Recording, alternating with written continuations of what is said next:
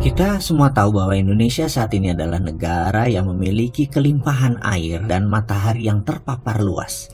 Kebetulan salah satu syarat untuk tumbuhnya tanaman kelapa sawit yang baik adalah memerlukan dua hal itu, banyaknya air dan paparan matahari.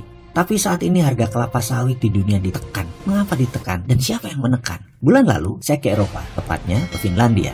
Di saat santai saya menyempatkan datang ke sebuah sekolah dasar untuk mengetahui kok bisa ya Finland, negara yang edukasinya terbaik di dunia itu, membuat anak senang dan jadi kreatif. Benar, Finlandia adalah salah satu negara yang penduduknya paling bahagia di dunia. Itu semua karena sistem edukasi yang luar biasa. Salah satunya yaitu tidak ada PR. PR itu bukan saja membuat anak stres, tapi orang tua bisa stres gara-gara PR anak. Saya diperbolehkan masuk melihat sesi kelas. Setelah saya memperkenalkan diri, akan minat saya untuk mengobservasi kepada penjaga sekolah, yang kemudian saya diantar ke kepala sekolah, dan kemudian masuklah saya di ujung ruangan di sesi anak kelas 3. Hari itu pelajarannya adalah, dalam tanda petik, bahayanya kelapa sawit. Saya tergelak dalam hati. Walaupun Finland negara paling baik sistemnya, namun cara mendoktrin anak bahaya kelapa sawit, palm oil, membuat saya manyun. Saya hanya mantuk-mantuk. Benar bagus cara belajar mengajarnya, tetapi mendoktrin anak bahayanya kelapa sawit adalah misleading. Itu menurut saya. Pikiran saya pun melayang jauh dan meluas. Sejak Indonesia miring ke Cina di banyak kebijakan, terutama kebijakan ekonomi, maka cara menekan Indonesia adalah dengan menekan kelapa sawit. Kita tahu hegemoni minyak pangan dunia adalah olive oil, corn oil, dan sunflower oil, bunga matahari. Jadi minyak jagung, minyak bunga matahari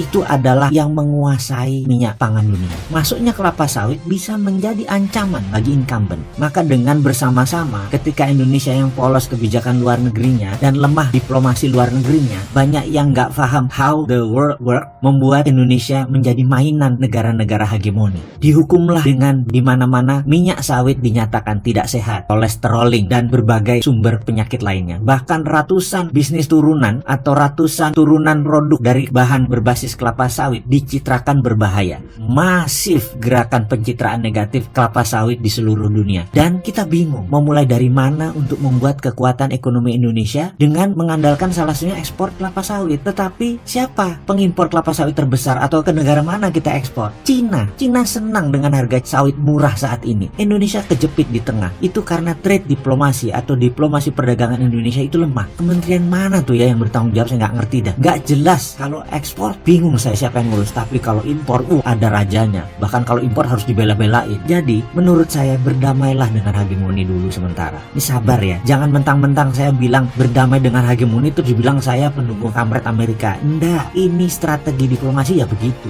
Main-mainlah dengan WTO. Akrablah dengan WTO. Kemudian lakukan trade diplomasi untuk sawit. Lalu sampailah kita ke kebakaran hutan sekarang.